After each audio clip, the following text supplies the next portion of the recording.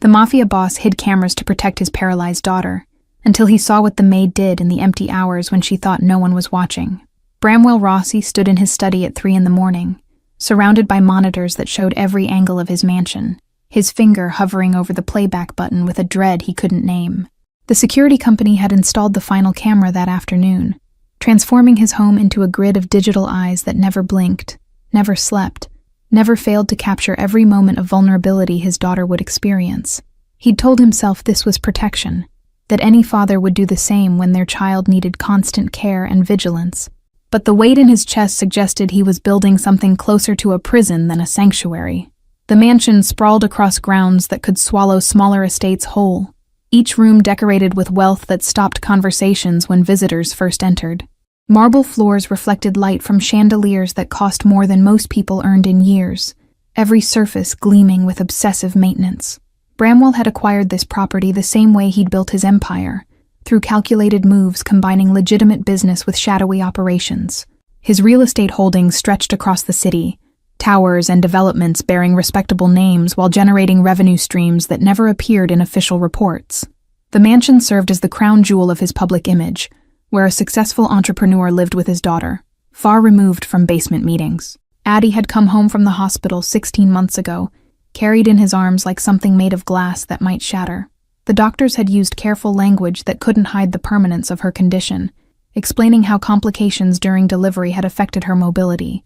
She'd been so small, her legs resting motionless beneath the blanket, while her dark eyes tracked his face with awareness. Bramwell had stood in the nursery he'd prepared, surrounded by equipment recommended by specialists, and felt the future he'd imagined dissolve. The business associates who'd sent flowers never asked about her condition twice, their discomfort with imperfection wrapped in polite distance. His world operated on strength and the appearance of invulnerability, qualities that didn't accommodate weakness or need for assistance. Addie's condition represented a crack in the armor he'd spent decades constructing, a vulnerability his enemies could exploit if they understood how completely she'd captured his heart. The cameras were supposed to eliminate blind spots, create perfect awareness of every threat that might approach his daughter while he managed operations. Bramwell had gone through 7 caregivers in 14 months, each one failing tests they didn't know they were taking. The first had been too rough when changing Addie, her movements efficient but lacking gentleness he couldn't articulate but recognized instantly. The second had talked on her phone during feeding times, her attention divided when his daughter deserved complete focus. 3 others had lasted weeks before revealing themselves as unsuitable through small betrayals captured on the surveillance system. One had eaten food from the kitchen without asking, treating his home like her personal pantry rather than respecting professional boundaries. Another had invited a friend to visit during work hours, introducing unauthorized presence into his daughter's protected environment without permission. The 6th caregiver had been competent but cold, providing adequate physical care while offering nothing of warmth or connection. Bramwell had watched through cameras as she'd perform duties with mechanical precision, never singing, never speaking beyond necessary instructions. Addie had grown quieter during those weeks, her expressive eyes losing some of their light in ways that made his chest constrict. He'd dismissed that woman on a Tuesday morning, standing in the foyer while she collected her belongings with wounded dignity. The agency had stopped returning his calls after that, their polite refusal wrapped in claims about liability and difficult client relationships. Bramwell had turned to private networks instead, putting word out through channels that operated below official oversight and attracted candidates with complicated histories. The responses had come quickly, desperate applications from women whose circumstances made them willing to work for someone with his reputation. He'd interviewed 5 before Cassidy knocked on his door 3 weeks ago, her knuckles creating a pattern against wood that somehow sounded different from every knock that had come before. She'd stood on his doorstep in jeans and a pressed shirt, her dark hair pulled back in a simple style that framed features marked by experience rather than youth. Her references were minimal, her work history containing gaps she didn't immediately explain, her overall presentation suggesting someone running from something. But when she'd spoken, her voice had carried a quality that made him pause mid-dismissal, something in her tone suggesting depths he hadn't expected. She'd answered his standard questions with responses that revealed intelligence carefully hidden beneath working-class vocabulary and deliberate simplicity. Then she'd done something none of the others had thought to do, something so unexpected it had shifted the entire interview's trajectory. She'd looked directly at him with eyes that held their own evaluation, and asked if she could meet Addie before accepting the position. not after being hired, not as a formality during orientation, but as a condition of her agreement to work in his home.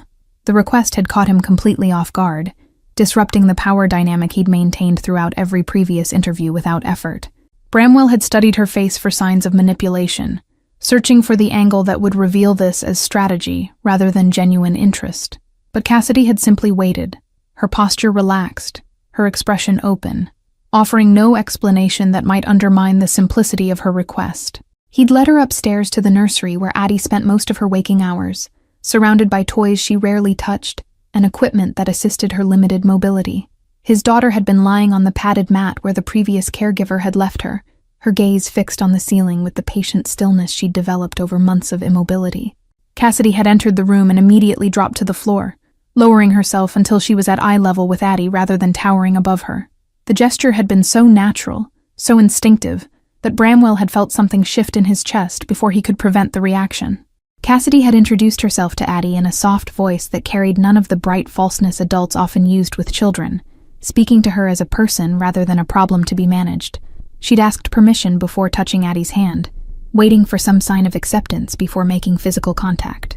Addie's response had been immediate and unmistakable, her fingers curling around Cassidy's with a grip that spoke of recognition rather than reflex. The baby's eyes had focused with an intensity Bramwell hadn't seen in weeks, tracking Cassidy's face as if memorizing features that mattered in ways others hadn't. Cassidy had smiled then, a genuine expression that transformed her entire face, and begun describing what she noticed about Addie's responses with detail that suggested professional training she hadn't mentioned in her sparse application. Bramwell had hired her on the spot, overriding every instinct that screamed about unknown variables and insufficient vetting of her background. The cameras would reveal whatever secrets she carried, would expose any threat she represented before damage could occur. He'd told himself this justified the risk, that surveillance provided safety net against his own uncharacteristic impulsiveness in hiring someone so obviously hiding significant portions of her history.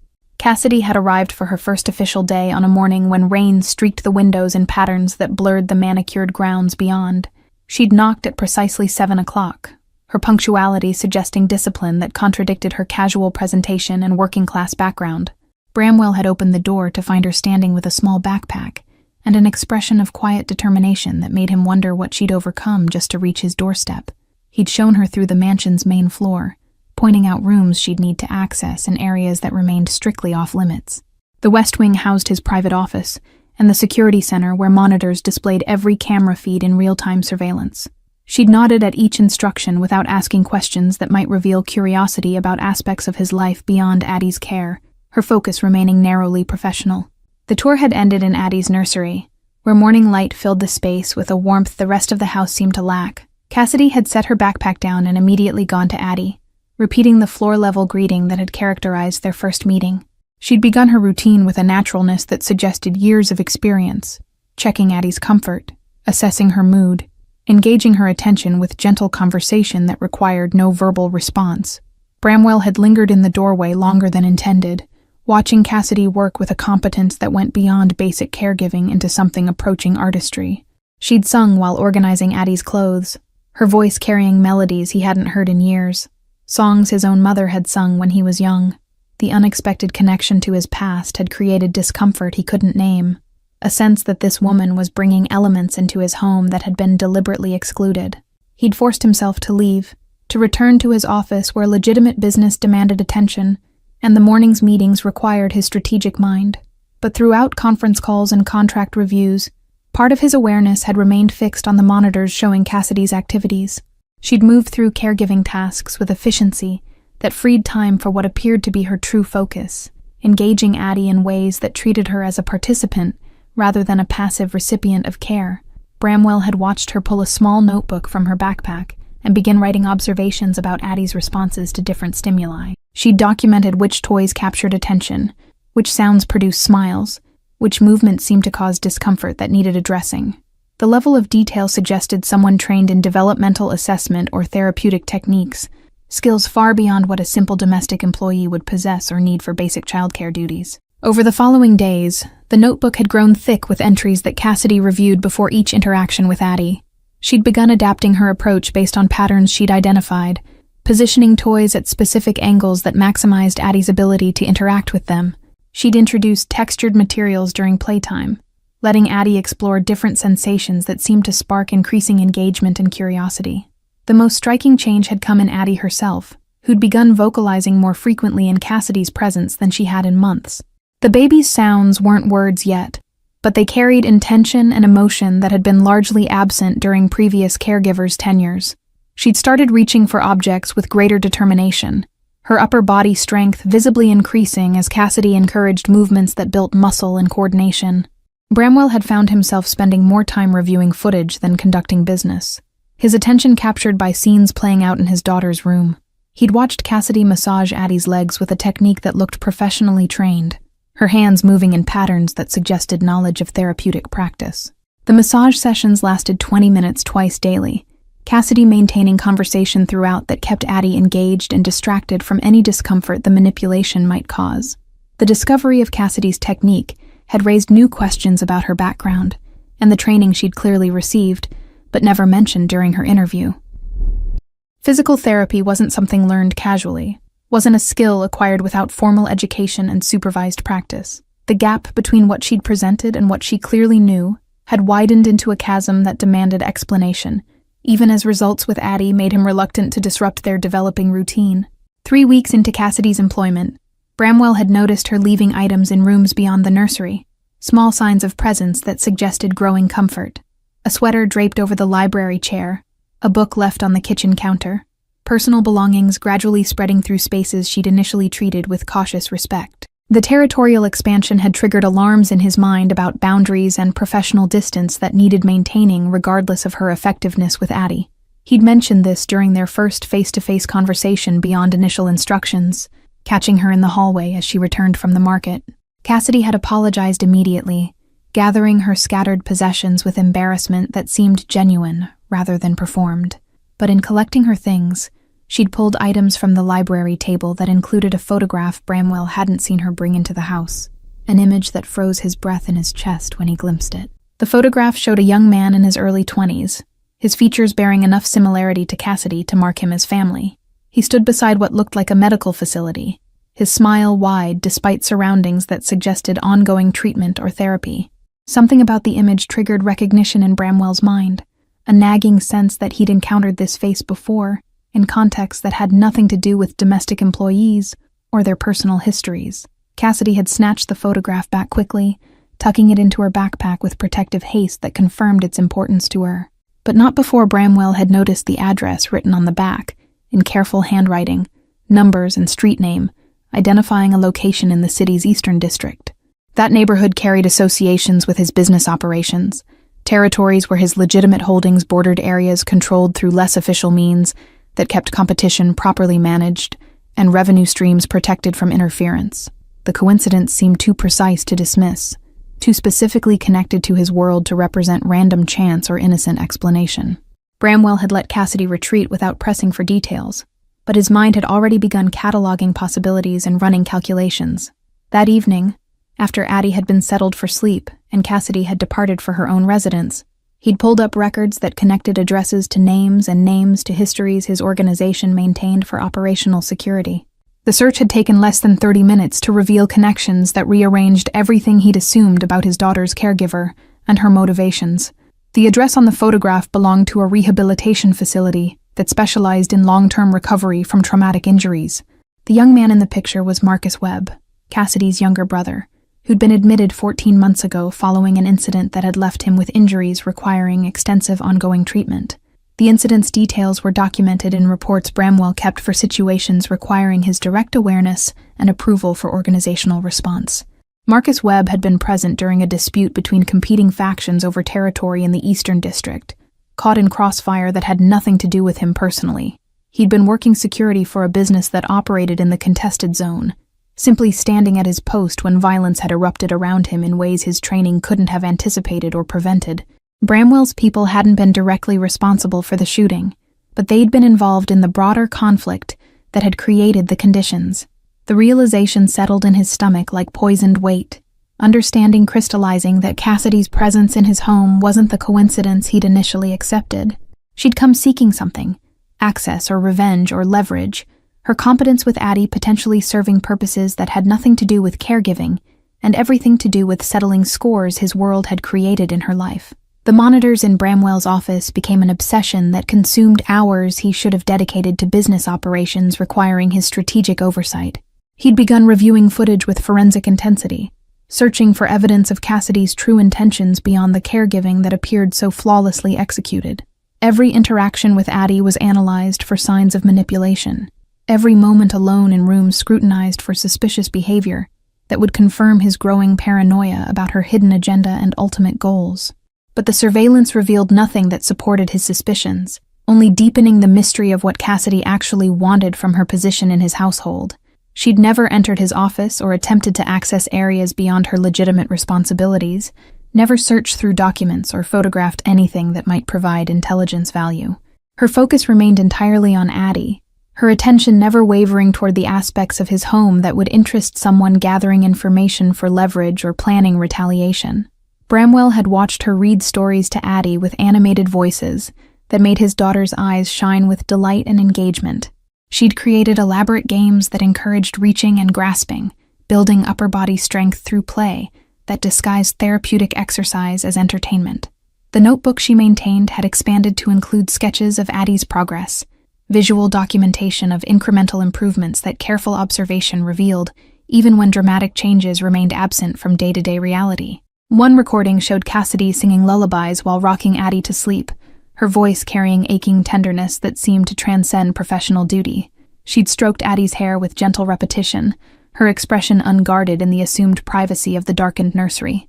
Tears had tracked down Cassidy's face while she'd sung, grief or longing written in every line of her features, as she'd held someone else's child with a desperation that spoke of profound personal loss she carried constantly beneath her composed exterior. The emotional display had struck Bramwell with unexpected force, recognizing in Cassidy's face an echo of his own hidden anguish over Addie's condition. He'd paused the footage, studying her expression frozen in the monitor's glow, seeing past the surface competence to the wounded person beneath. Whatever had brought Cassidy to his door, whatever connection to his world had motivated her application, it coexisted with genuine care for his daughter that couldn't be entirely fabricated or performed for the cameras she didn't know were capturing every vulnerable moment. Another clip showed Cassidy on the floor with Addie, both of them surrounded by foam blocks and soft toys in rainbow colors. She'd built elaborate structures that Addie could knock down with sweeping arm movements, celebrating each destruction with enthusiasm that made the baby laugh. The laughter had been rare enough to startle Bramwell when he'd first heard it through the monitor's speakers. His daughter's joy so unfamiliar it had taken him a moment to recognize the sound as happiness rather than distress. Cassidy had introduced music during therapy sessions, playing different genres while she worked Addie's legs through range-of-motion exercises that maintained flexibility and circulation. She'd apparently researched how rhythm and melody could enhance therapeutic outcomes, creating playlists that corresponded to specific types of movement. The attention to detail revealed someone who'd studied beyond basic caregiving, who'd sought specialized knowledge that would maximize her effectiveness in addressing needs that went far beyond simple supervision and daily maintenance routines. Bramwell had discovered recordings of Cassidy talking to Addie about her own day, sharing observations about weather and small incidents from market trips. She'd described people they'd encountered, mimicking voices and expressions in ways that made Addie smile with recognition of the storytelling performance. The monologue served no therapeutic purpose he could identify, existed only to provide Addie with connection to the world beyond her limited physical sphere and social isolation. The most compelling footage showed Cassidy lying beside Addie during afternoon rest periods, her body stretched on the mat so they were face-to-face at equal height. She'd traced Addie's features with a fingertip light as breath, mapping the contours of her face while reciting poetry in Italian that Bramwell's own grandmother had spoken. The language choice had been inexplicable until he'd remembered Marcus Webb's file mentioning his mother's Italian heritage, connections to the community that had immigrated decades ago, and maintained cultural traditions across generations. Cassidy had been teaching Addie her family's language, passing down words and sounds that connected his daughter to roots she'd never know through him alone. The realization had created a complex tangle of emotions Bramwell couldn't easily separate or name, gratitude mixing with resentment that a stranger was providing cultural enrichment he'd never considered. His own Italian heritage had been deliberately buried beneath the American identity he'd cultivated for business purposes, ethnic connections viewed as liability rather than asset in the empire he'd built through calculated assimilation and strategic distance from immigrant origins.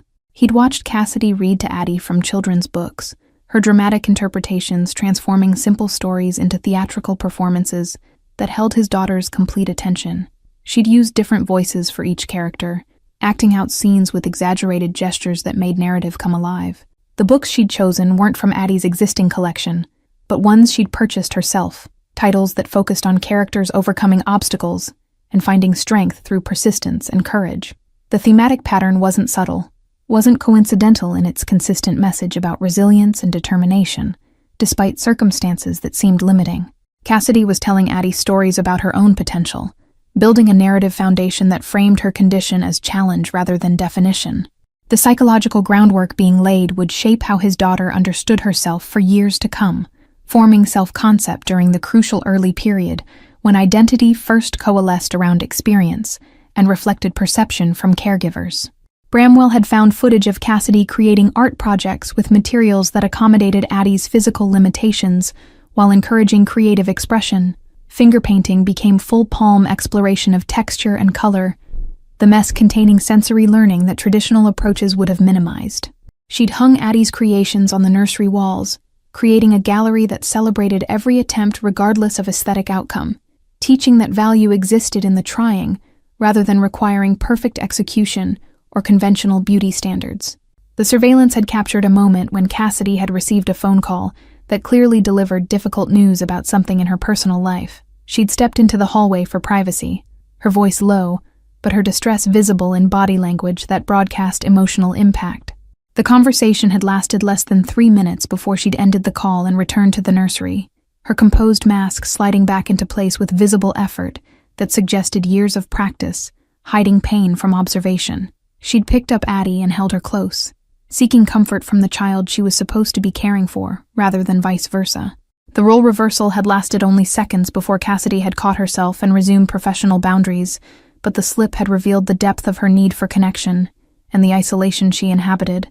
Whatever hardships Cassidy faced in her life beyond his walls, she carried them alone without support system or safety net that might ease the burden. Bramwell had reviewed recordings of evening routines where Cassidy prepared Addie for sleep, with rituals that had become consistent enough to provide security. Bath time followed specific sequences, each step performed in the same order with the same songs and gentle handling. She'd developed a nighttime massage routine that relaxed Addie's body, while the soft-spoken narration of the day's events provided cognitive closure and reinforced memory formation through repetitive storytelling that highlighted positive moments and diminished any distress. The care Cassidy provided went so far beyond contractual obligations that Bramwell had found himself questioning what motivated such complete devotion to another person's child. Professional pride didn't explain the tears she'd shed in private moments, or the tenderness she showed when no one was supposedly watching.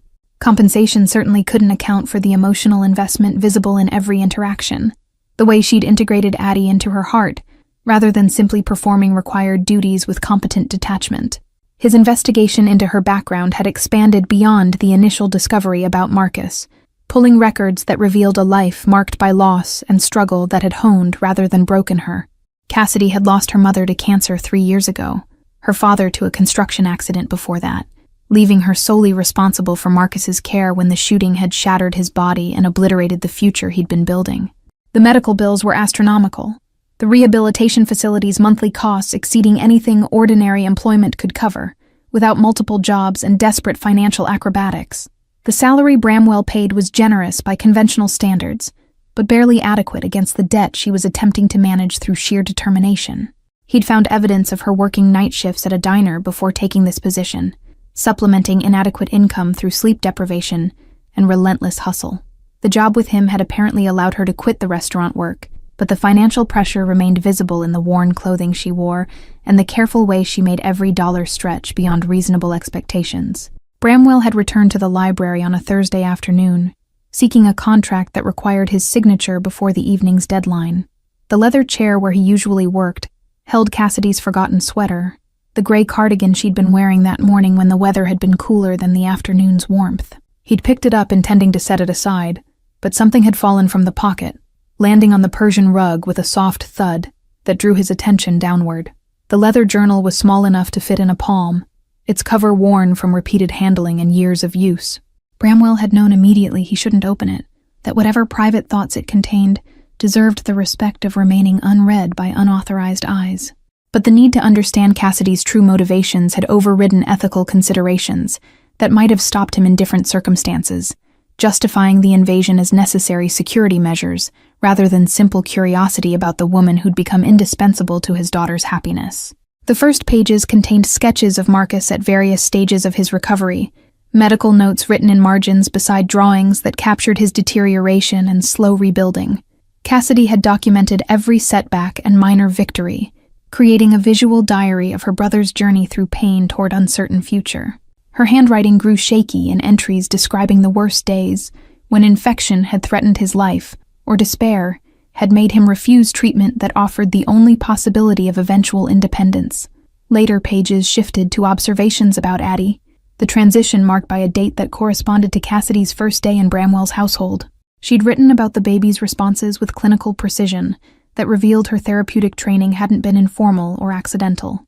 Notes referenced specific developmental milestones and adaptive techniques, terminology that belonged to physical therapy professionals rather than casual caregivers who'd picked up skills through experience alone. But interspersed with the professional observations were personal reflections that exposed Cassidy's emotional state with raw honesty she clearly never intended for outside reading. She'd written about the guilt of loving Addie when Marcus remained trapped in his damaged body, the conflict between caring for this child and visiting her brother who needed her presence, but received only her exhausted leftover hours. The divided loyalty was tearing her apart in ways she couldn't share with anyone, isolation compounding the grief already weighing her down.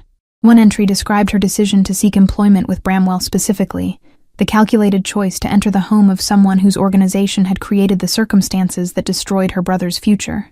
She'd written about the anger that still burned beneath her professional composure, the desire for him to understand what his world had cost people who'd never chosen involvement in his operations. But the entry ended with confusion about whether making him see would accomplish anything beyond satisfying her own need for acknowledgement, that his actions had consequences that echoed far beyond his immediate awareness. Bramwell had found pages where Cassidy questioned her own motivations, wondering if her care for Addie was genuine or contaminated by the revenge she'd initially sought. She'd written about the moment she'd realized she loved the baby independent of any connection to Bramwell, the terror of that attachment given how temporary her position necessarily was. The job couldn't last forever, not when every day in his home meant lying by omission about her identity and the history that connected their families through violence and permanent damage. A loose photograph had been tucked between pages near the journal's center, the image showing Cassidy and Marcus together before the shooting had altered their trajectory. They'd been at some outdoor celebration, both smiling with an ease that spoke of life before trauma had redefined everything. Marcus's arm had been slung around Cassidy's shoulders, his expression open and full of the confidence youth provided before experience taught harder lessons about vulnerability and how quickly safety could vanish. The back of the photograph bore an address written in fading ink, numbers matching the rehabilitation facility where Marcus remained under constant medical supervision. But below the address, Cassidy had written a second location, this one corresponding to a property Bramwell owned in the Eastern District where the shooting had occurred. The notation suggested she'd tracked the connections between his holdings and her brother's injury, mapping the web of business relationships that had created the contested territory where Marcus had been working when violence had erupted. Bramwell had replaced the journal in the sweater pocket with hands that trembled slightly, evidence of how completely the discovery had undermined his assumptions. Cassidy hadn't come seeking revenge through harm to Addie, or theft of business intelligence, but rather something more complicated and perhaps more dangerous. She'd wanted proximity to understand him, to see if the man whose empire had casually destroyed her family recognized the humanity of people crushed beneath his operation's expansion and territorial disputes. He'd spent the following 3 days reviewing footage with new understanding, seeing Cassidy's interactions through the lens of her hidden pain and complicated motivations. The tenderness she showed Addie wasn't purely professional or even entirely personal, but also a form of bearing witness to the capacity for care that existed alongside the capacity for destruction. She was proving to herself that people connected to violence could still nurture, that the world wasn't divided simply into victims and perpetrators without overlap or complexity. Bramwell had caught himself watching Cassidy's face during the recordings, studying her expressions for signs of the turmoil the journal had revealed.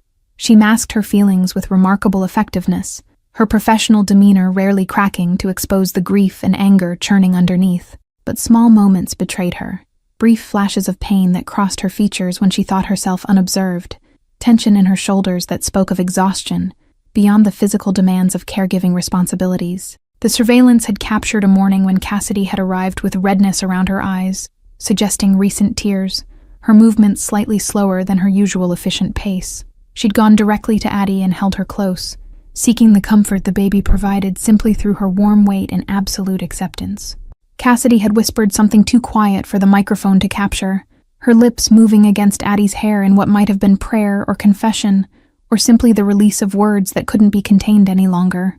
That afternoon, Bramwell had found himself in the nursery doorway, watching the real-time scene rather than the monitored version.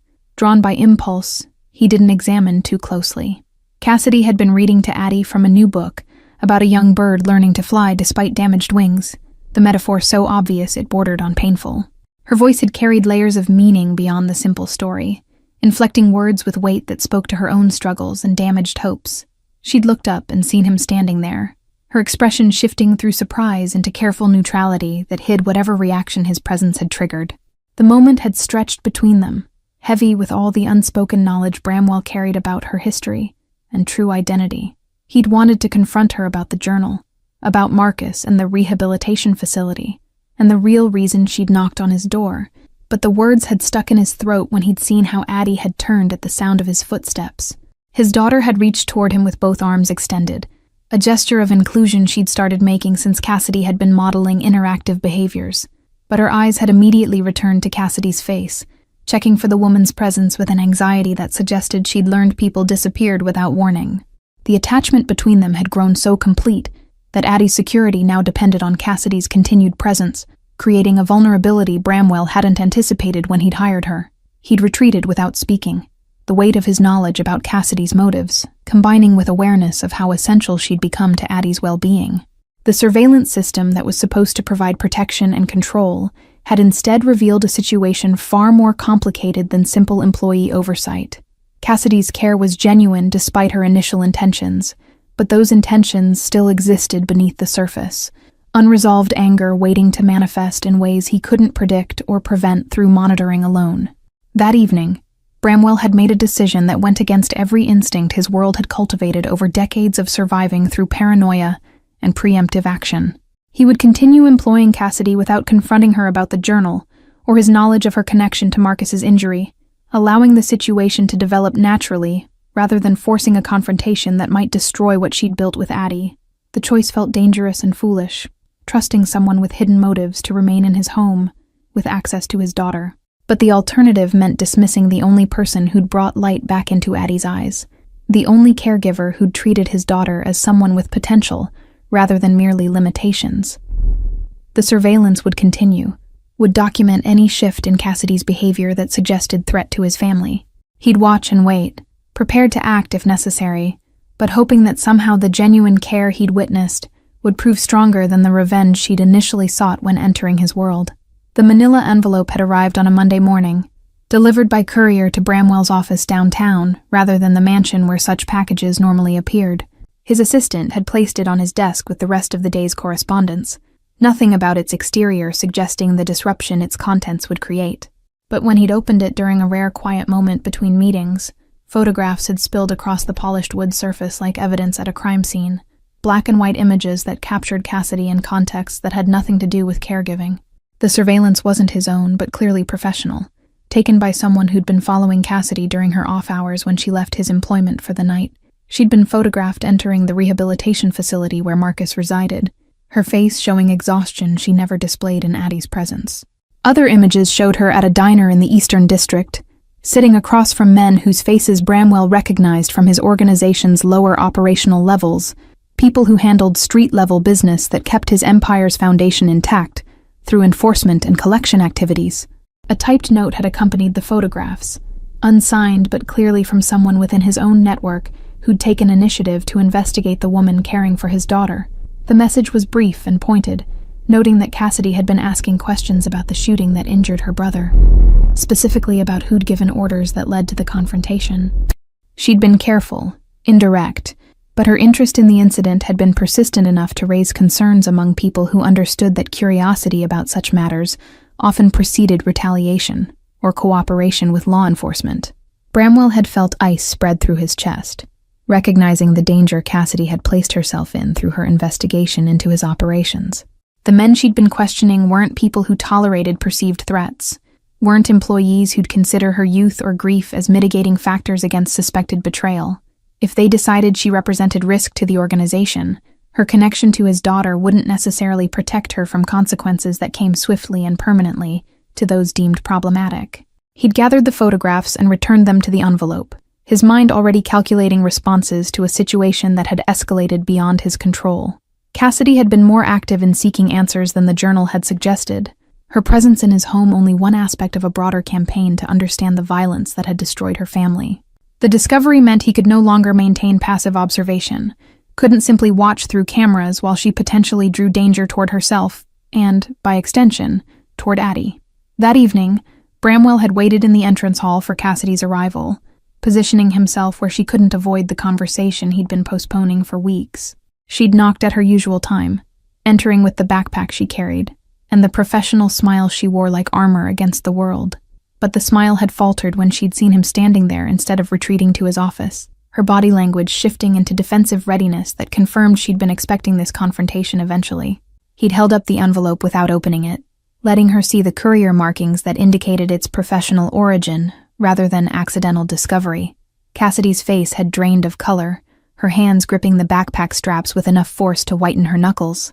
The silence between them had stretched until it became unbearable, neither willing to speak first and admit to knowledge that couldn't be taken back once voiced into the space they'd both been pretending was uncomplicated.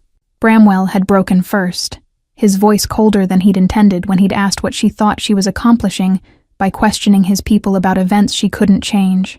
The accusation had emerged harsher than the professional concern he'd meant to express, anger surfacing that had less to do with her investigation and more to do with the fear that she'd placed herself in danger through actions he couldn't prevent or control, despite all his supposed power. Cassidy had lifted her chin, meeting his gaze with defiance that replaced the fear he'd seen initially cross her features. She'd asked if he knew what his business had cost people who'd never wanted involvement in his world, if he'd bothered to learn the names of those caught in his organization's territorial disputes. Her voice had carried bitterness that made clear how long she'd been holding back these words, the restraint she'd exercised finally breaking under the pressure of confrontation. The words had hit harder than physical blows, each question landing with precision that suggested she'd been rehearsing this speech for months. Bramwell had felt defensive walls rising, the justifications he'd built over years about necessary violence and acceptable collateral damage in business that operated outside conventional law. But the justifications had sounded hollow even in his own mind, when faced with Cassidy standing in his entrance hall, demanding he acknowledge the human cost of his choices. He'd told her she needed to stop asking questions, that the men she'd been approaching weren't safe to investigate, regardless of her motivations or her belief in the rightness of her cause. The warning had come out sounding like a threat, despite his intention to protect her, his inability to express concern without the language of control and power that dominated his professional interactions. Cassidy had laughed then, a bitter sound that held no humor, asking if he was threatening her now that she'd become inconvenient. The accusation had stung precisely because it contained enough truth to undermine his claims about protecting her from consequences beyond his control. Bramwell had been about to respond, to explain the distinction between threat and warning, when movement from the staircase had drawn both their attention upward. Addie's nighttime caregiver, the woman who took over when Cassidy left, had been standing at the top with the baby in her arms, clearly intending to bring her down for the evening routine Cassidy had established. Addie had seen Cassidy and immediately reached out, her small body straining toward the woman who'd become her primary source of security and affection. The baby's face had crumpled when Cassidy hadn't moved to take her, confusion and hurt visible in her expression at this break from expected routine. She'd begun making distressed sounds that escalated toward full crying, her arms still extended in a plea that neither adult could ignore without causing her additional pain. Cassidy had moved toward the stairs automatically, her body responding to Addie's need despite the unresolved confrontation hanging between her and Bramwell. But he'd stepped into her path, blocking her progress with a physical barrier that made clear his control over her access to his daughter. The gesture had been instinctive, a claim of authority that reasserted his power in a situation where he'd felt it slipping away through Cassidy's accusations and moral challenges. The moment had crystallized everything wrong in their arrangement, exposing how his need for control had created a situation where his daughter's well-being was being held hostage to adult conflicts.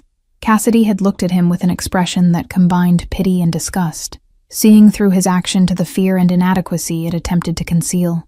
She'd asked quietly if he understood that everything he thought he was protecting was already damaged by his inability to trust anyone enough to let them truly close.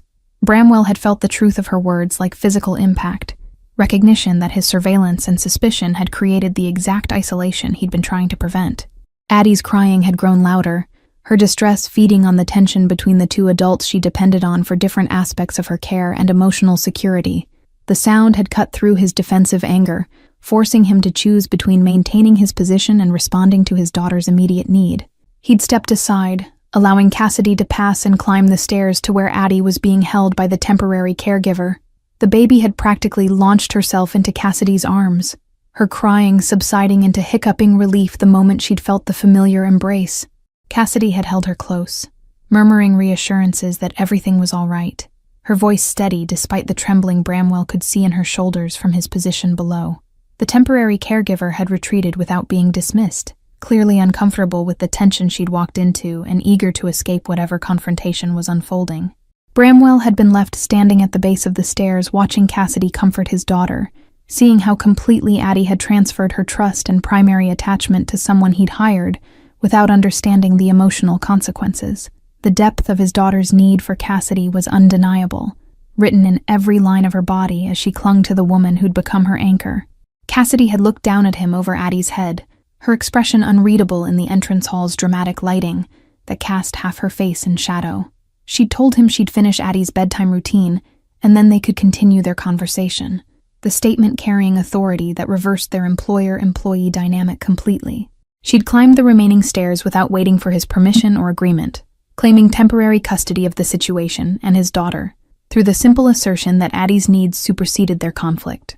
Bramwell had waited in the library while Cassidy had settled Addie for the night, the extended bedtime routine providing neither of them escape from the inevitable continuation of their confrontation. He'd poured whiskey he didn't drink, standing by the window that overlooked grounds where security lights created islands of illumination in surrounding darkness.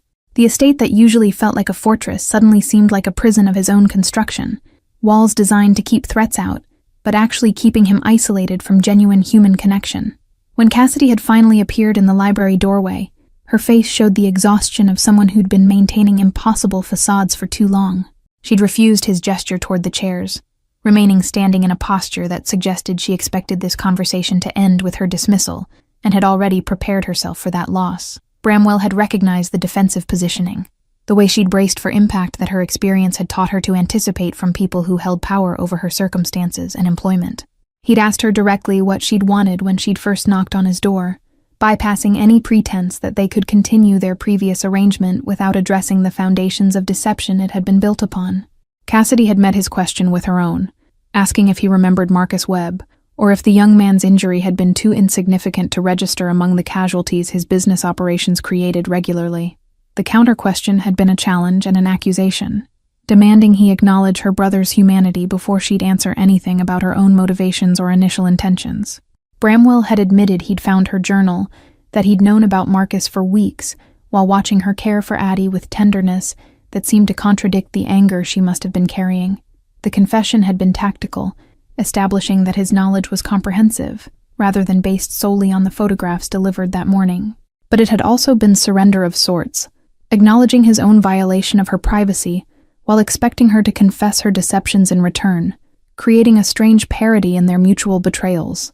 Cassidy had absorbed his admission without visible reaction, as though she'd suspected the surveillance extended beyond what she could see into invasions she couldn't prevent. She told him she'd come seeking understanding of how someone could build a life that required looking away from the damage it caused, how a man could be a father while running operations that destroyed other people's families without apparent remorse or recognition. Her initial plan had been to confront him, once she'd understood him enough to make that confrontation meaningful, rather than simply cathartic for herself alone. But working with Addie had complicated everything, had made Cassidy care about the child, independent of any connection to Bramwell or desire for revenge against the organization that had harmed her brother. She'd found herself genuinely invested in Addie's development and happiness. Her professional skill, combining with personal investment to create attachment she hadn't anticipated or wanted, given how temporary her position would necessarily remain. The job had stopped being about Marcus and started being about the small girl who smiled at her each morning, who'd learned to trust her when trust had been broken so early in her young life. Bramwell had asked why Cassidy had been questioning his people, if her focus had shifted to genuine caregiving, rather than investigation into her brother's injury. The question had carried accusation, even as he'd tried to keep his tone neutral, suspicion about her divided loyalties, despite evidence that her care for Addie was authentic. Cassidy had explained she'd been trying to understand if there was anyone in his organization who regretted the violence, anyone who questioned the necessity of territorial disputes that caught innocent people in crossfire. She'd wanted to believe that people involved in his world weren't uniformly callous, that somewhere in the hierarchy were individuals who struggled with the moral weight of what they participated in for money or survival. The hope had been naive, she'd acknowledged, born from her need to believe the world wasn't as dark as her brother's injury suggested. But the men she'd questioned had viewed her curiosity as suspicious rather than philosophical, had interpreted her questions as preparation for revenge or cooperation with authorities, rather than simply a wounded person seeking evidence that humanity persisted in unexpected places. Bramwell had told her about the danger she'd created for herself through those inquiries, how the photographs indicated someone in his organization had decided she represented potential threat. His people didn't wait for threats to materialize, didn't offer second chances to those whose actions suggested disloyalty or plans for retaliation, regardless of how indirect or philosophical their questioning might have seemed. The protection his position offered only extended so far, especially if others decided her presence endangered the organization through what she might observe or eventually report to authorities who'd been trying to penetrate his operations for years. Cassidy had laughed again, that same bitter sound from earlier, asking if he was concerned for her safety or worried she'd become a liability that complicated his carefully controlled existence. The distinction mattered, she'd pressed, because it revealed whether he saw her as a person whose life had value beyond her utility to his daughter.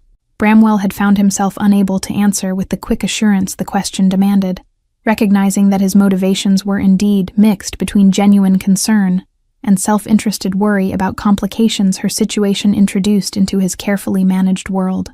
The silence following his non-answer had said everything Cassidy needed to know about his priorities and the limits of whatever regard he'd developed for her over the weeks she'd been working in his home. She'd set her backpack on the floor with finality, straightening with the posture of someone who'd made a difficult decision and would execute it regardless of personal cost.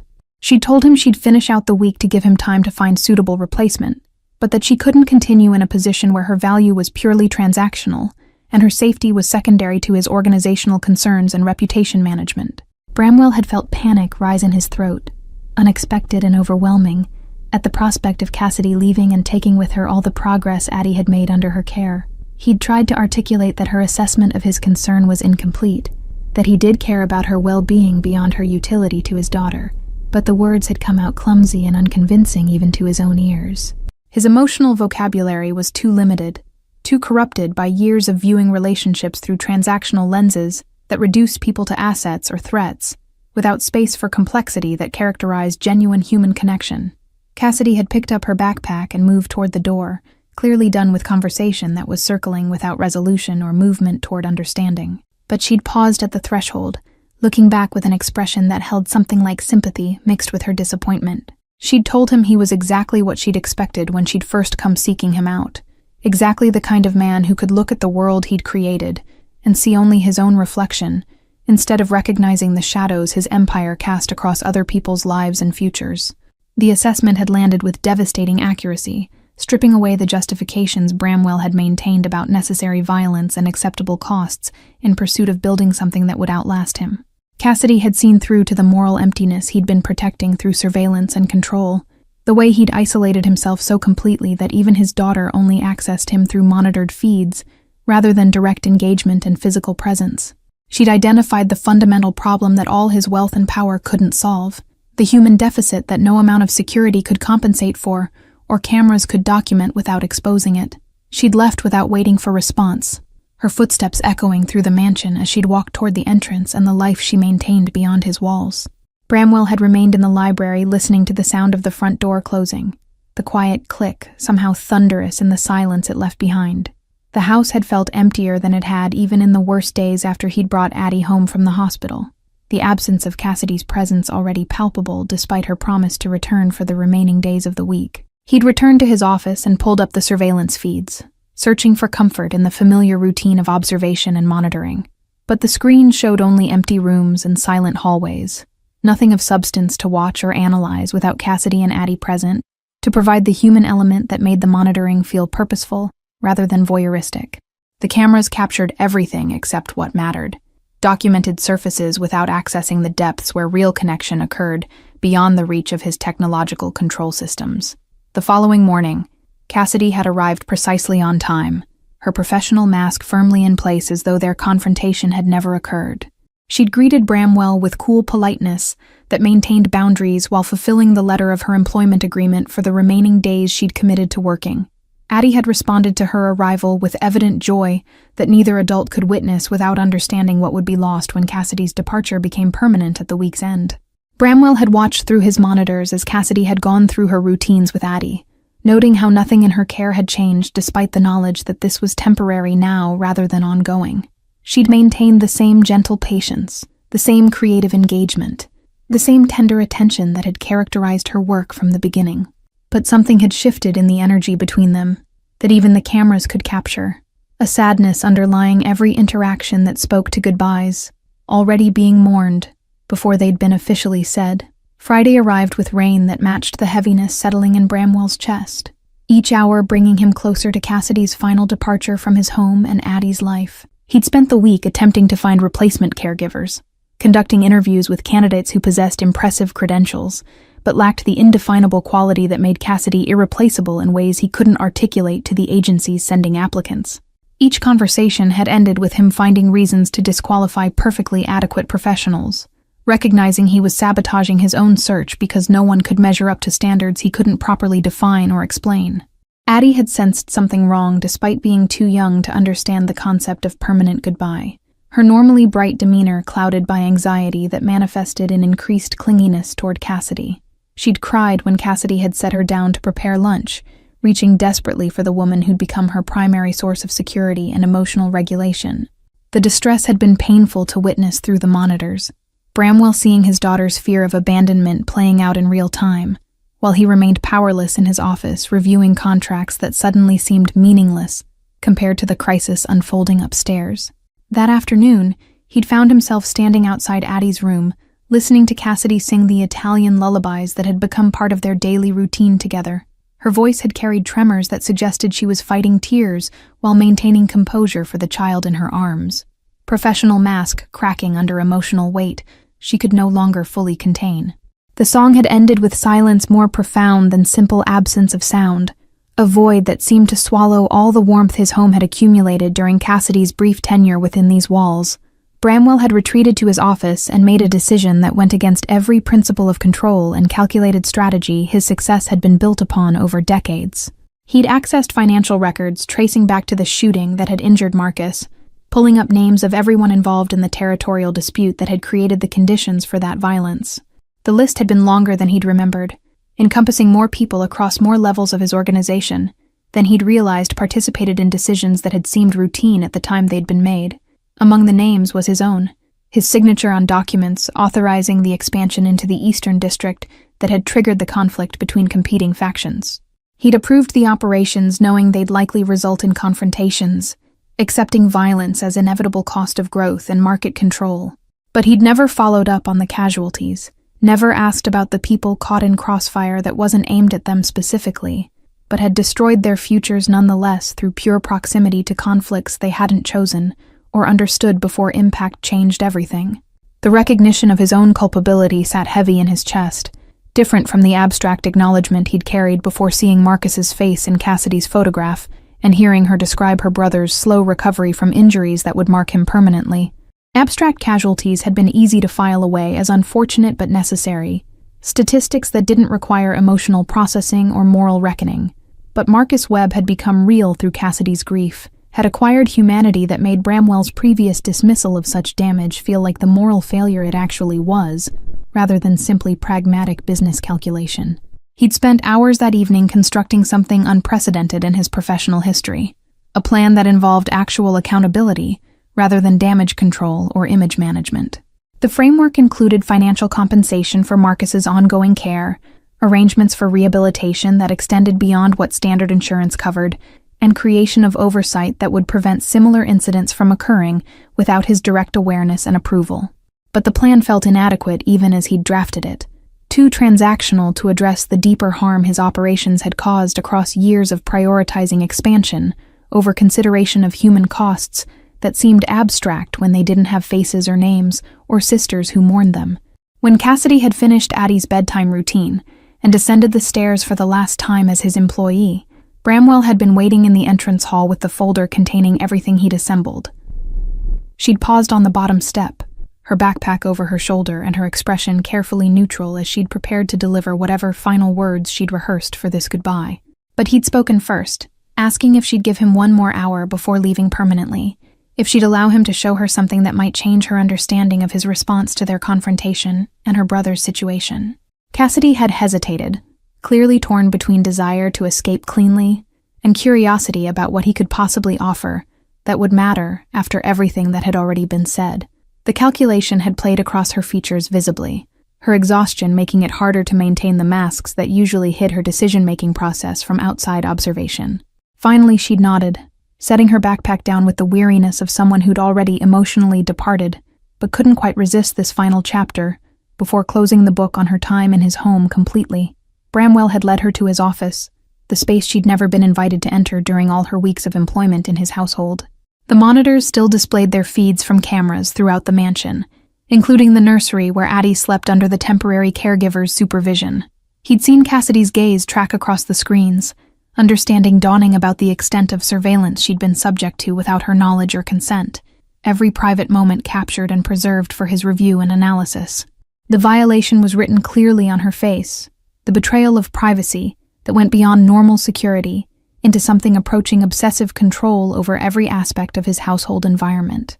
Bramwell hadn't tried to justify the surveillance, hadn't offered explanations about safety or necessary precautions that might have made it seem reasonable rather than invasive. Instead, he'd handed her the folder, asking her to read through what he'd prepared before making final decision about whether any possibility existed for her to reconsider the departure she'd planned. Cassidy had opened the folder with visible reluctance, her body language broadcasting skepticism about whatever contents could possibly change the fundamental problems that made her continued employment impossible. But as she'd read through the financial arrangements, the rehabilitation plans, the operational changes he'd outlined, her expression had shifted from dismissive to confused, to something approaching cautious hope that seemed to hurt her more than cynicism had. She'd looked up at him with questions in her eyes, asking what he expected in return for this sudden generosity toward her brother and acknowledgement of responsibility. The question had been fair, reflecting her experience in a world where nothing came without strings attached and gifts were usually disguised obligations that extracted more than they gave. Bramwell had told her the truth, that he expected nothing except the opportunity to prove he was capable of learning from the damage his choices had created. He wanted Marcus to receive the care he deserved not as transaction, but as acknowledgement that his injury mattered, that the young man's future had value that hadn't been properly recognized when he'd become just another casualty statistic in reports about territorial expansion and market control. But beyond Marcus's care, Bramwell had continued. He wanted Cassidy to stay if she could find any way to forgive enough to continue working with Addie, who needed her in ways that transcended all the adult complications surrounding their arrangement. He wasn't asking for absolution, or pretending that financial support erased moral responsibility for what his organization had done to her family. He was simply asking if space existed for repair alongside accountability, if she could separate her care for Addie from the justified anger she carried toward him, and the world he'd built through choices that prioritized power over consideration of human cost. Cassidy had set the folder on his desk, her hands trembling slightly as she'd processed information that rearranged possibilities she'd already mourned as lost. She'd asked what would happen to the cameras, her gesture encompassing the monitors that represented his need for control and inability to trust anyone without verification and constant surveillance. The question had been a test, Bramwell had recognized, asking if he was willing to surrender the security system that had been his primary tool for managing fear and maintaining illusion of protection against threats both real and imagined. He'd moved to the keyboard and begun shutting down feeds, watching screens go dark one by one as he'd systematically disabled the system he'd spent thousands installing just weeks ago. The nursery feed had been last, the image of Addie sleeping peacefully, disappearing into blackness that represented leap of faith his nature resisted, but his heart recognized as necessary for anything real to develop. Cassidy had watched the monitors die without speaking, her expression unreadable as she'd witnessed his demolition of the fortress he'd built between himself and genuine vulnerability. When the last screen had gone dark, Bramwell had turned back to Cassidy and told her the surveillance had never shown him what mattered anyway, had captured surfaces while missing the depths where actual connection occurred beyond reach of cameras or monitoring equipment. He'd watched her care for Addie for weeks without understanding what he was seeing until her journal had provided context that surveillance alone couldn't reveal. The cameras had been security theater, creating illusion of control while actually preventing the trust that offered real protection through relationship rather than technology and distance. Cassidy had approached the darkened monitors, her fingers touching one screen as if confirming its inactivity was genuine rather than temporary theater meant to manipulate her emotions. She'd asked if he understood that what she needed wasn't just financial compensation for Marcus or destruction of surveillance systems, but actual change in how he understood his responsibility to people affected by his business operations. The folder represented a beginning, she'd acknowledged, but it couldn't be the end of his moral reckoning if she was going to trust him with access to her time with Addie, or believe that his concern was authentic rather than simply motivated by desire to retain effective employee. Bramwell had agreed to whatever terms she set, recognizing he was negotiating from position of complete disadvantage, and that any opportunity she offered was more than his actions had earned. Cassidy had outlined expectations that went far beyond their employer-employee relationship into territory that required his transformation, rather than just behavioral adjustment. She wanted regular reports about organizational changes that reduced risk to uninvolved bystanders, wanted evidence that Marcus's case wasn't isolated generosity, but beginning of systemic rethinking about acceptable costs of business expansion and territorial control. More personally, she'd required he spend actual time with Addie, rather than observing her through monitors, that he learned to be present as a father, instead of delegating all emotional labor to hired caregivers while maintaining distance that prevented genuine attachment. The demand had been harder to accept than financial commitments or operational changes, requiring vulnerability he'd spent decades avoiding through strategic detachment from anything that might hurt if lost. But Cassidy had been inflexible on this point, insisting that Addie deserved parent who engaged directly rather than managing her upbringing like business operation, conducted through intermediaries and surveillance technology.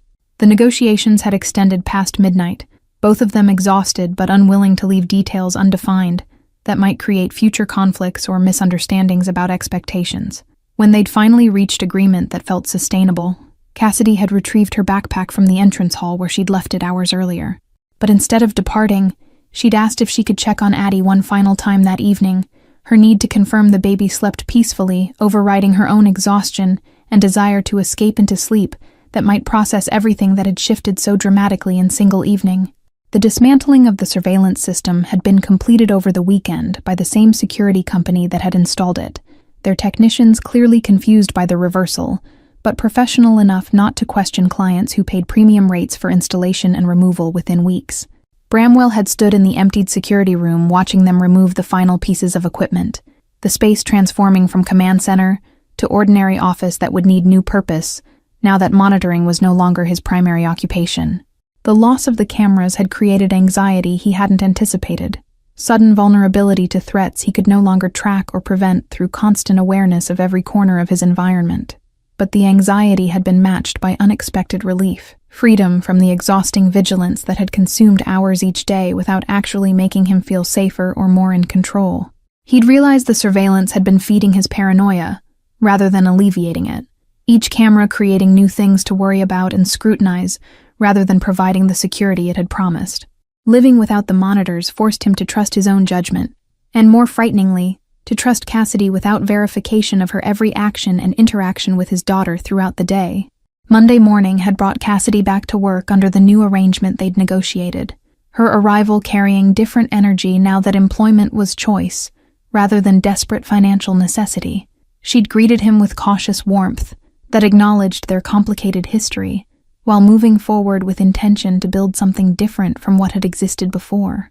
Bramwell had committed to joining her for Addie's morning routine, his presence initially awkward, as he'd attempted to participate in caregiving activities he'd only observed through screens, without understanding their physical reality or emotional texture. Addie had been startled by his participation, her eyes tracking between Cassidy and Bramwell with uncertainty about this change in established patterns she'd come to rely on for security.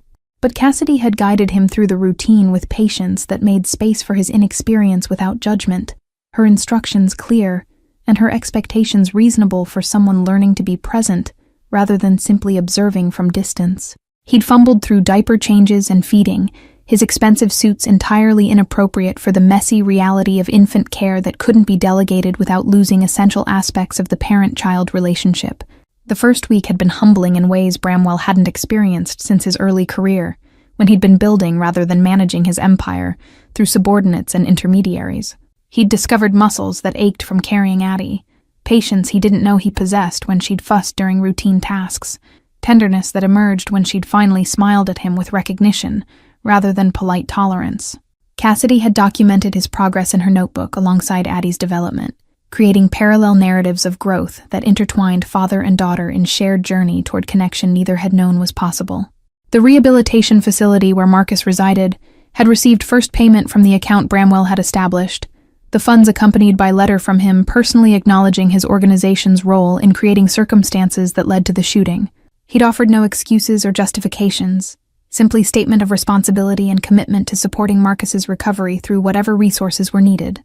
The letter had felt inadequate even as he'd written it, words unable to carry the weight of genuine remorse or repair damage that extended far beyond what money could address, but it was beginning of accountability he'd never practiced before in his professional life. Cassidy had visited Marcus that weekend and returned Monday with complicated emotions written across her features, despite her attempts to maintain professional composure. Her brother had been suspicious of Bramwell's sudden involvement, questioning whether the support came with expectations of silence or cooperation that would compromise his sister's safety or integrity. Marcus had grown protective during his recovery, Cassidy had explained, worried about her working for someone whose world had destroyed his body and their family's financial stability in single violent moment that had rearranged both their futures completely. Bramwell had suggested meeting Marcus directly, offering to answer questions and allow the young man to assess his sincerity without filters or intermediaries that might obscure actual intentions. Cassidy had been uncertain about the wisdom of such confrontation, worried it would devolve into accusations and anger that served no productive purpose. But she'd agreed to arrange introduction if Marcus was willing, acknowledging that direct conversation might provide clarity that couldn't be achieved through secondhand reports or financial transactions that maintained distance between those responsible and those harmed by organizational decisions. The meeting had been scheduled for a Thursday afternoon at the rehabilitation facility, neutral territory where Marcus felt secure and supported by staff who'd witnessed his progress over months of grueling recovery. Bramwell had arrived alone, deliberately leaving behind the security personnel who normally accompanied him to any location that could present vulnerability or risk. The gesture had been noted by facility staff and by Marcus himself, whose eyes had tracked the entrance for backup that never appeared, bodyguards absent in ways that spoke to Bramwell's willingness to be exposed without the protection his wealth and position normally provided. Marcus had been in physical therapy session when Bramwell had been shown to the visiting area, his damaged body moving through exercises with determination that was visible even from a distance. The young man's progress was remarkable according to therapists Bramwell had spoken with on the phone, his recovery exceeding initial projections that had been cautiously pessimistic about his eventual mobility and independence. But the success came from Marcus's relentless work, rather than any miraculous healing. Months of pain and frustration translated into incremental improvements that added up to meaningful reclamation of function doctors had thought permanently lost. When Marcus had joined him, wheeling himself into the private room the facility had provided for their conversation, Bramwell had been struck by the intelligence and wariness in the young man's eyes.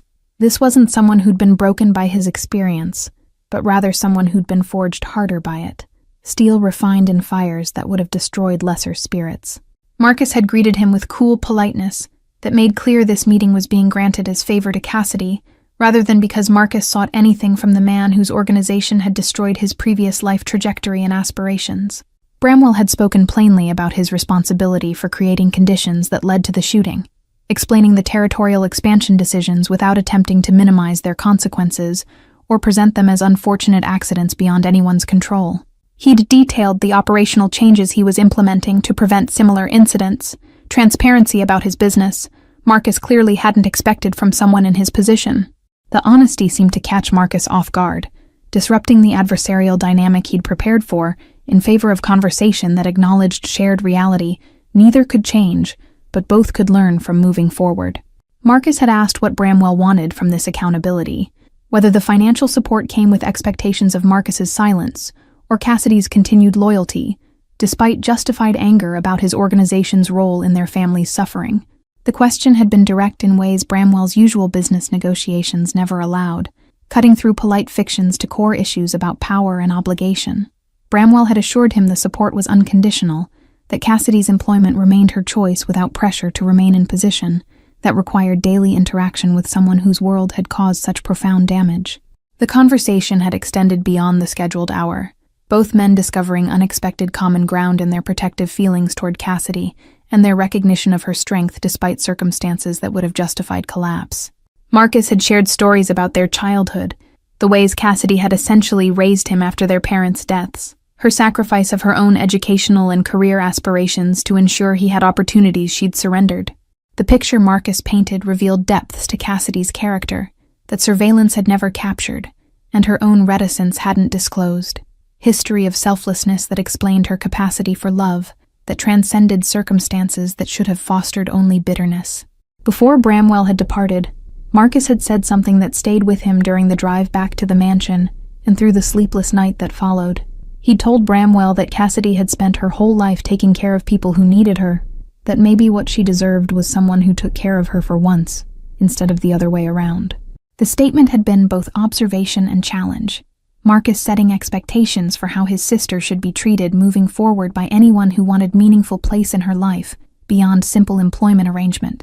The words had triggered recognition in Bramwell about how he'd been approaching his relationship with Cassidy, still treating their arrangement as primarily transactional, despite the emotional complexity that had developed around Addie's care. He'd been focused on retaining valuable employee, rather than seeing Cassidy as person with needs beyond financial compensation and professional respect. The shift in perspective required acknowledging that his feelings had evolved beyond employers' appreciation into something more personal that terrified him precisely because it couldn't be controlled or managed through contracts and surveillance systems. That evening, Bramwell had found Cassidy in the library after she'd finished Addie's bedtime routine, curled in the chair where he'd discovered her journal weeks earlier. She'd been reading one of the Italian poetry collections from his shelves, books he'd inherited from his grandmother, but never opened despite the cultural heritage they represented. Seeing Cassidy engaged with that forgotten part of his family history had created a moment of connection that transcended their complicated employer-employee dynamic and touched something deeper about shared cultural roots neither of them had fully embraced. He'd asked if she'd like dinner, not the formal meal they sometimes shared with Addie, but something casual where they could talk without professional boundaries rigidly maintained. Cassidy had accepted with surprise that suggested such invitations hadn't been part of their established pattern, her guard lowering slightly as she'd recognized his offer as personal rather than professional courtesy. They'd eaten in the kitchen rather than the formal dining room, the informal setting creating space for conversation that ranged beyond Addie's care into their separate histories and the experiences that had shaped who they'd become. Bramwell had found himself sharing stories about his childhood and the immigrant grandparents who'd instilled ambition that became drive for empire building without teaching ethical frameworks to guide that ambition's expression. He'd talked about the loneliness of his position, the isolation that came from being feared and respected but never truly known by people, who saw only his power and resources rather than the uncertainty underneath. Cassidy had listened without judgment, her empathy creating safety he hadn't experienced since before he'd learned to view vulnerability as weakness that enemies exploited without mercy. She'd shared her own struggles with the burden of responsibility Marcus's injury had placed on her, the guilt she carried about moments when she resented having to be strong when she wanted permission to collapse. The confession had come haltingly, as though admitting anything less than complete capability felt like betrayal of the role she'd been filling since childhood. Bramwell had recognized the impossible standard she held herself to, the way she'd internalized others' needs as more important than her own, until she'd nearly disappeared beneath the weight of everyone else's expectations and dependencies. The evening had extended past midnight, both of them surprised by how natural the conversation felt once professional roles had been set aside. Bramwell had walked Cassidy to her car when she'd finally acknowledged the late hour, the gesture old-fashioned in ways that felt appropriate given the shift in their relationship's tenor. Standing in the driveway under stars obscured by city lights, he'd thanked her for giving him chance to prove he was capable of change, for seeing potential in him that he'd stopped believing existed beneath the person his choices had calcified him into becoming. The transformation of the mansion happened gradually over the following months, spaces that had been cold showplaces becoming warm environments where life actually occurred, rather than being staged for impression management. Cassidy had introduced plants to rooms that had been sterile, brought color to hallways that had been neutral, created atmosphere that invited presence rather than demanding the reverent, distance-expensive decor typically imposed. Bramwell had initially resisted the changes that felt like loss of control over his carefully curated environment, but had learned to appreciate how Cassidy's touches made the house feel inhabited rather than simply occupied by people passing through without leaving meaningful marks. Addie's development had accelerated under the combined attention of both Cassidy and Bramwell, her vocalizations becoming more complex as she'd been encouraged by dual audiences invested in her progress. She'd begun pulling herself up using furniture, her upper body strength translating into mobility that doctors had suggested might be possible with intensive therapy and supportive environment. The achievement had been celebrated with tears from all three of them, recognition that this small victory represented Addie's determination, as much as the care she'd received from adults who'd learned to work together, rather than maintaining separate spheres of responsibility. Bramwell had begun spending mornings working from the nursery rather than his isolated office, his laptop balanced while Addie played nearby under Cassidy's supervision. The proximity had allowed him to witness developments he would have missed through surveillance, small moments that didn't register as significant enough to review on footage, but accumulated into understanding of his daughter's personality. She was funny and stubborn, he'd discovered, with clear preferences she'd express through sounds and gestures that required interpretation from people who'd invested time in learning her communication style and individual quirks. The operational changes Bramwell had implemented in his business were creating ripples through his organization, challenging assumptions about acceptable costs and necessary violence that had gone unquestioned for years. He'd begun requiring impact assessments before territorial expansions, demanding information about who would be affected and what measures could minimize harm to uninvolved community members. The new policies had created friction with subordinates who'd operated under different ethical frameworks, but Bramwell had been willing to accept resignations from those unwilling to adapt to expectations that valued human life alongside profit margins and market control. Marcus had been released from the rehabilitation facility to transitional housing that would support his continued recovery while allowing greater independence than institutional setting permitted. Bramwell had arranged for accessible apartment and ongoing therapy, involvement that had evolved from guilt-driven compensation into genuine investment in the young man's future. Marcus remained cautious in his interactions, appropriately skeptical about whether Bramwell's changes were sustainable or simply performance meant to secure Cassidy's loyalty, but he'd acknowledged the effort represented more than he'd expected from someone in Bramwell's position. Cassidy's relationship with Bramwell had deepened in ways neither had anticipated when she'd first knocked on his door seeking connection to the man whose world had destroyed her family.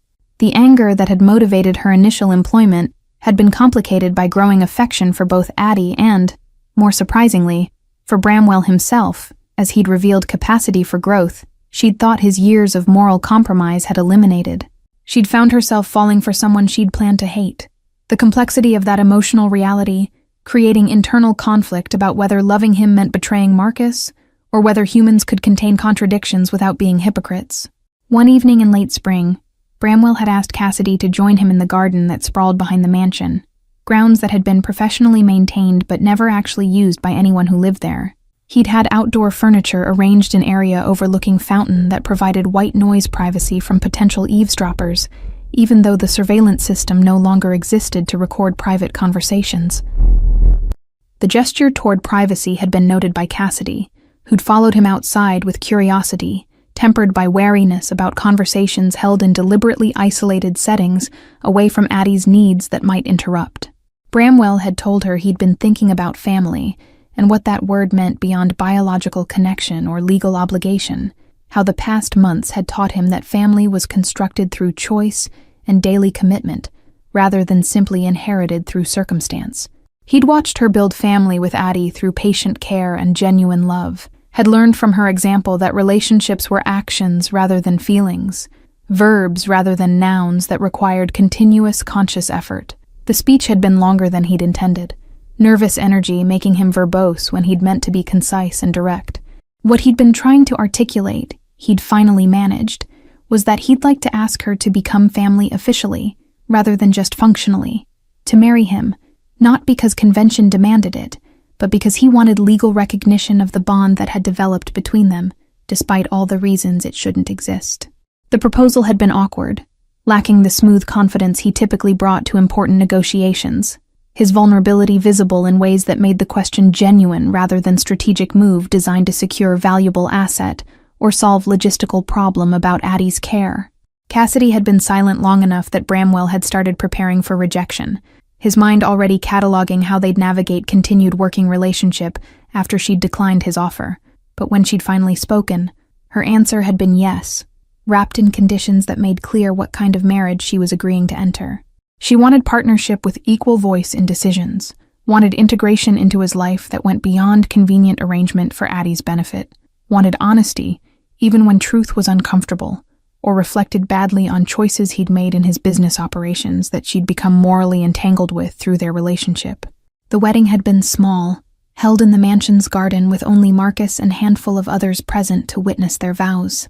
Addie had been there in special chair that supported her limited mobility, her presence transforming the event from adult ceremony into family formation that included all three of them.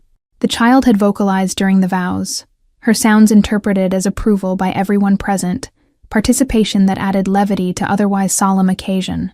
Bramwell had written his own vows, speaking about redemption and second chances, about how Cassidy had taught him that surveillance couldn't replace trust and control wasn't substitute for genuine connection. Cassidy's vows had addressed the complications of their history, acknowledging the pain that remained alongside the love that had grown in spaces she'd been surprised to find existed in both of them. She'd spoken about forgiveness being process rather than single decision, about choosing daily to move forward despite justified anger about past that couldn't be changed. Her words had been honest in ways that made some guests uncomfortable, her refusal to pretend their story was simple romance when it was actually complex negotiation between justice and mercy, between holding accountable and allowing transformation. The reception had been underway when Addie had pulled herself up using her chair, standing with support in ways she'd been practicing but never quite achieved with such stability. Everyone had frozen, watching her wobble slightly before finding balance that held despite gravity trying to pull her back down.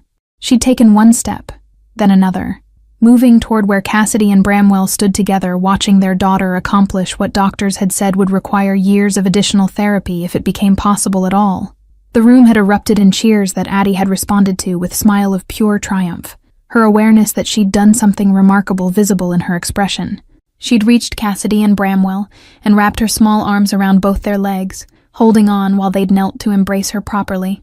The moment had been captured by photographer Bramwell had hired, but he'd been fully present for it rather than watching through camera lens or monitor screen, his direct experience of his daughter's achievement unmediated by technology or distance that would have diluted the emotional impact. In the months following the wedding, the former surveillance room had been transformed according to Cassidy's vision into bright space, filled with Addie's artwork and materials for creative projects. The monitor's absence had initially left walls looking bare and purposeless, empty surfaces that needed new identity. Cassidy had painted over the institutional gray with warm yellow that caught morning light, had installed shelving for books and supplies, had created an environment that celebrated Addie's growing capabilities rather than documenting her limitations through clinical observation and constant monitoring. Bramwell had begun spending time in that repurposed room with Addie, helping her with art projects that had no therapeutic goal beyond simple enjoyment and self-expression. He'd learned to value the mess that creative work generated, the way paint ended up on clothes and floors despite precautions meant to contain it. The imperfection had been liberating rather than stressful, teaching him that control over outcomes was less important than presence during process, that being there mattered more than ensuring everything happened according to predetermined plans and specifications. The business changes Bramwell had implemented had started attracting attention from law enforcement, who'd noticed shifts in his organization's patterns and wondered what had prompted reforms they'd been unable to force through prosecution or pressure. He'd cooperated with investigations into past operations more than his lawyers had recommended, accepting that accountability for previous actions was part of transformation rather than obstacle to be avoided through legal maneuvering. Several subordinates had faced consequences for violence Bramwell had previously shielded them from, his willingness to allow prosecution creating resentment among those who'd viewed his protection as an inviolable aspect of their employment in his organization. The tension had created real dangers that required ongoing vigilance without surveillance systems that had previously provided warning about developing threats. Bramwell had been forced to trust his instincts and the loyalty of people around him, learning to distinguish genuine concerns from paranoia that had previously driven his security decisions. Cassidy had been remarkably calm about risks that accompanied her marriage to someone with his history, her own experience with violence making her pragmatic, rather than fearful about possibilities that might never materialize despite being theoretically possible. Marcus had begun vocational training for career that would accommodate his physical limitations while utilizing his intelligence and determination that had driven his remarkable recovery. Bramwell had funded the education, while maintaining boundaries that respected Marcus's need for independence and autonomy, rather than creating obligation that might feel like another form of control. The young man had expressed cautious appreciation for support that came without strings attached, acknowledging Bramwell's efforts to repair damage while maintaining realistic assessment about whether money could truly compensate for what had been lost through injuries that would affect him permanently. Addie's third birthday had been celebrated with party that included children from neighborhood, Cassidy having connected with other parents through playground visits and activities that integrated Addie into broader community. Bramwell had watched his daughter interact with peers who accepted her differences without judgment or pity, kids who'd grown up alongside her adaptive equipment, and viewed her mobility aids as simply part of who she was, rather than defining her identity completely. The normalization had been gift Cassidy had given Addie through refusing to isolate her in protective environment that might have seemed safer, but would have limited her social development and sense of belonging. The garden where Bramwell had proposed had become family space rather than showpiece maintained for aesthetic value alone, area where they spent evenings together after Addie's bedtime routine. Bramwell and Cassidy had developed habit of reviewing their days there, sharing challenges and small victories that might seem insignificant individually, but accumulated into shared life they were building together. The conversations had depth that Bramwell's previous relationships had lacked, Cassidy's willingness to challenge him creating growth that flattery and deference would have prevented through letting him remain comfortable in patterns that no longer served who he wanted to become. One evening, several months after the wedding, Cassidy had told Bramwell she was pregnant, the news delivered with mixture of joy and apprehension about bringing another child into circumstances that remained complicated, despite improvements they'd achieved. Bramwell had been overwhelmed by emotions he couldn't immediately name, his reaction delayed while he'd processed information that represented both promise and responsibility. When he'd finally found words, he'd assured her they would face whatever challenges arose together, that their family would expand with same intentionality they'd brought to building what already existed between them and Addie. The pregnancy had progressed without complications, Cassidy continuing to work with Addie while adapting activities to accommodate her changing body and energy levels. Bramwell had been attentive in ways he hadn't been during his previous relationship that had produced Addie, present for medical appointments, and actively engaged in preparations for new arrival. He'd recognized this as opportunity to do better than he'd managed before, to be partner rather than observer of process that would transform their family configuration and dynamics in ways they couldn't fully anticipate. Thank you all for following this story of redemption, trust, and the families we choose to build despite complicated histories. If you've connected with Bramwell, Cassidy, and Addie's journey, please write in the comments where you're watching from and what moments resonated most deeply with you. Don't forget to like, subscribe, and share this video, because your support helps me continue bringing these stories of transformation and hope. Your engagement means everything as we explore together how love can grow even in the most unexpected places.